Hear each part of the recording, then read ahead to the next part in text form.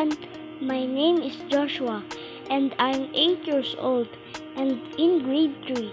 I love sharing cool stuff, having fun and learning new things.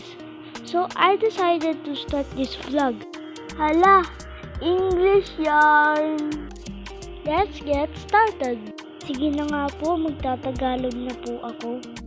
Hi mga kababata ko at sa mga nakakatanda po sa akin. Hi po! Sobrang aga ko nga pong pumasok dyan. Ayaw ko nga po kasing nalilate sa pagpasok. Mga kababata ko, ugaliin po natin pumasok na maaga. Habang bata pa tayo, ugaliin po natin pumasok sa school. Para sa pagdating ng araw, handa tayo sa mga hamon ng buhay. Mga kababata ko, mas masaya ang matuto at mag-aral habang bata pa. Yun lamang po. Thank you for watching everyone. I hope you enjoyed today's vlog.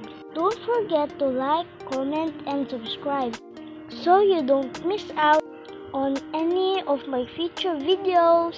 See you next vlog mga kababata. Bye-bye!